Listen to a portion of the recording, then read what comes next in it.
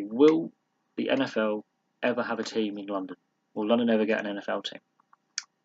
My answer to that is no.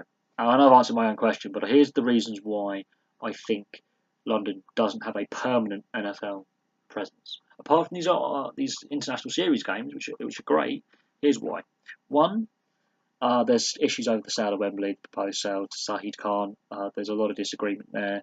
That's a problem. That's, I think, damaging the NFL brand a little bit now here in the UK. A lot of people have said, get your hands off our stadium. And there's a big backlash. And I'm not 100% believing everything that's coming out of every statement he's making now. I'm not trusting him. Not happy with it. There's a lot of holes in that proposed sale of Wembley. There's a lot of concerns I have. That's damaging the NFL brand because he's an NFL team owner. Secondly, transport links to and from Wembley. There's not enough 24-hour transport links apart from the taxi firms and the black cabs and the Ubers. There's an issue with the underground and the bus routes not all being 24 hours. There's very limited night tubes and night buses. And that's something that TfL, Transport for London, and the trade union, the RMT, need to come to an agreement that I do believe they both want a 24-hour service. It's to do with staffing numbers or pay or both. They have to, the idea is right. It needs to come on a mutual ground where they can sort of agree on a plan for that. So at the moment, it's just not good enough. That includes mainline trains out of London as well for the fans who don't necessarily live in the London area. The connectivity is not good enough, because there's no 24-hour night trains going between London and Bristol or London and Manchester. The whole thing needs to be looked at long term by the trade unions and the transport companies and the government. So the transport links are a problem. There's a collective bargaining agreement coming up. I don't think the British sports fans have the appetite or the patience for multi-millionaires demanding more money and multi-billionaires demanding more money and arguing about who gets paid what. Now, I'm not saying the NFL is anything like the NHL in lockouts, but there's a possibility it could happen. And yeah, I also would think that they will probably vote down any kind of proposed move by Jacksonville to London, because Shahid Khan owns Jacksonville. So there's that. Ticket pricing is the big one. Ticket pricing and concession pricing is the big one, and that's why I think it probably wouldn't be a success.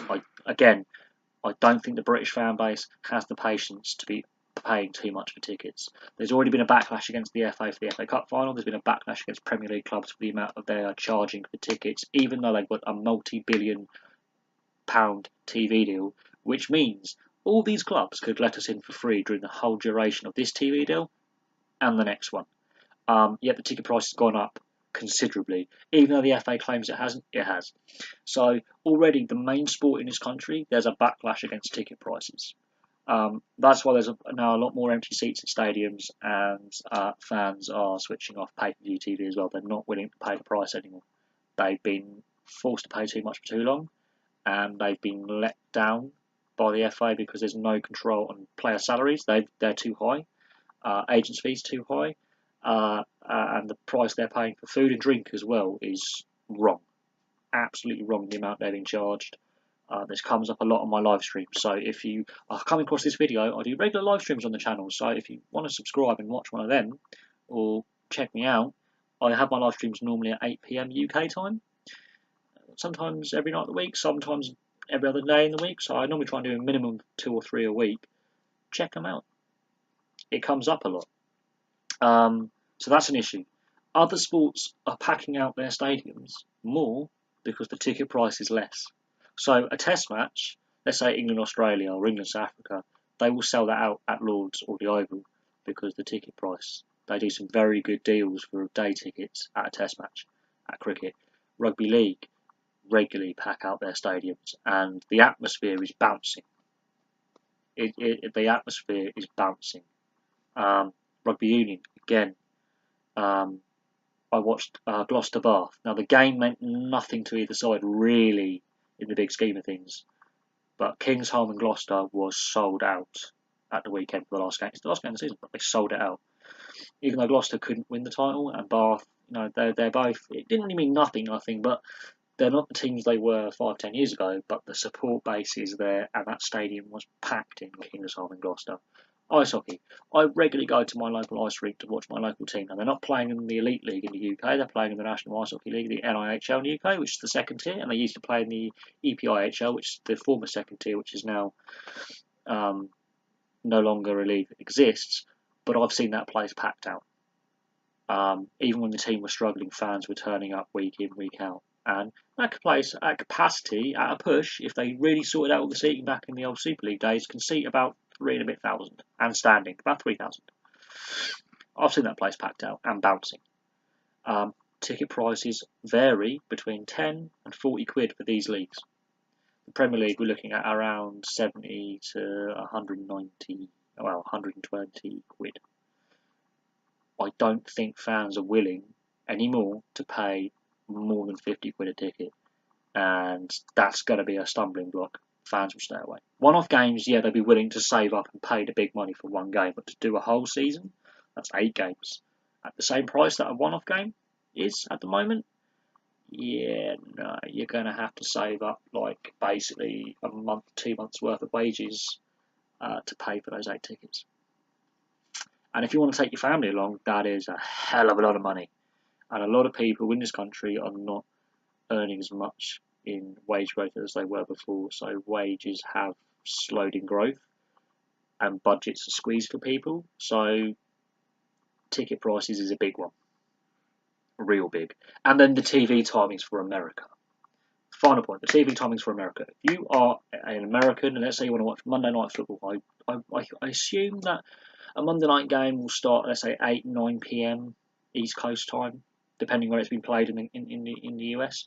If that's the time you want to watch your American football on Monday Night Football, a game over here in the UK is 5 hours ahead of the East Coast. That's 1, 2 o'clock in the morning, which comes back to the transport links.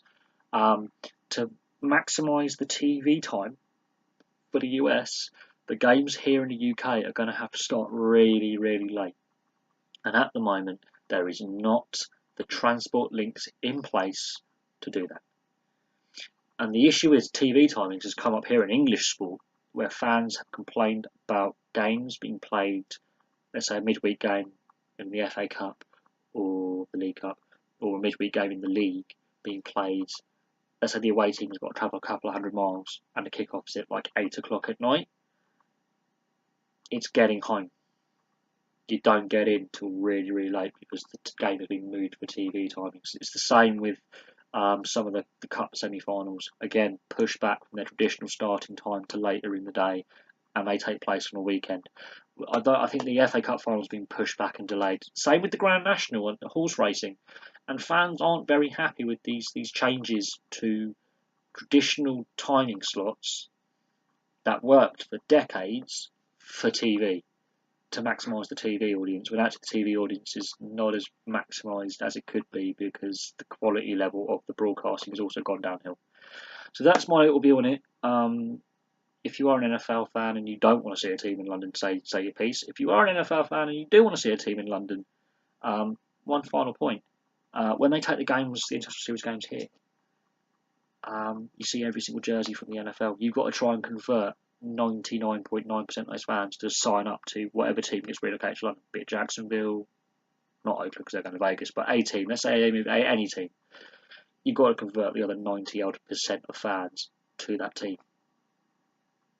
That's going to be the problem. Anyway, thank you very much for watching. Please like and subscribe. Place your comments below. We'll have some more videos for you soon.